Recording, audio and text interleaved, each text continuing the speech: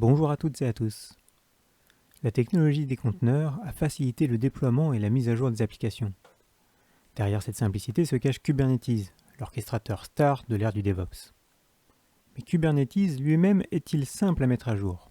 Comment gérer les changements d'API et les nombreux add-ons réseau ou stockage?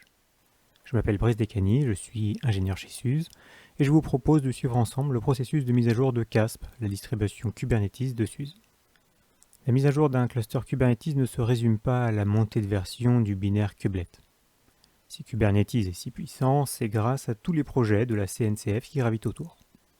Dans la solution CASP, en plus de Kubernetes, on y trouve entre autres Nginx, le reverse proxy, CRI-O, le runtime, et Cilium pour la sécurisation des réseaux.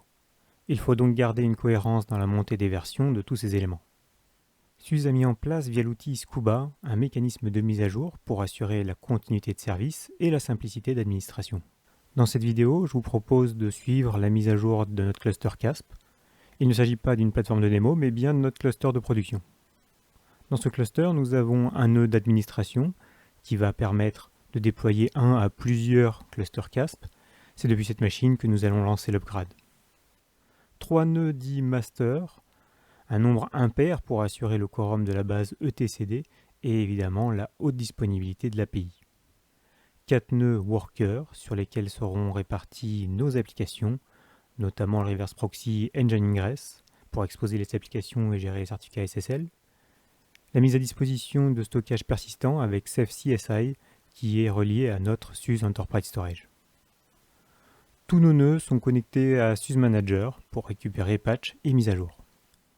Première étape, mettre à jour notre node admin.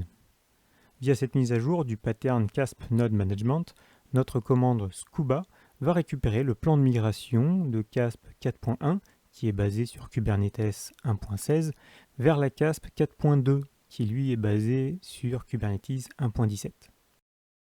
La commande Scuba Cluster Upgrade Plan affiche le plan de migration. On y retrouve les étapes à suivre, les composants et leur version.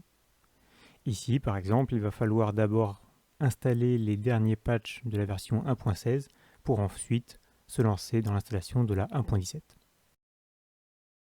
La commande Scuba Add-on Upgrade Apply met à jour les fichiers de définition des add-ons comme Dex, Gangway ou Kurde. Nous allons commencer par les masters. Chacun à leur tour, nous allons lancer la montée de version. La commande Scuba Node Upgrade Plan liste les actions qui seront faites sur ce nœud. Puis Scuba Node Upgrade Apply se connecte via SSH pour lancer toutes les commandes nécessaires. Le nœud est sorti du quorum, mis à jour et réintégré automatiquement.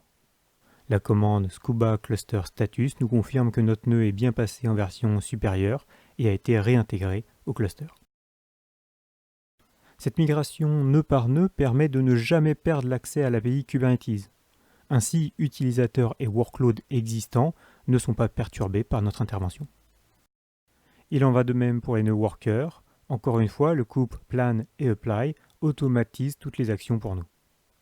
Là aussi, la migration nœud par nœud assure la haute disponibilité des applications. Nos 4 nœuds sont maintenant mis à jour, ils sont bien en version 1.17. Grâce à la distribution Kubernetes de SUSE et la commande Scuba, nous avons pu monter de version sans jamais couper l'accès à l'API et sans avoir à gérer la version de tous les add-ons. Eh bien, je vous souhaite à bientôt pour une prochaine vidéo.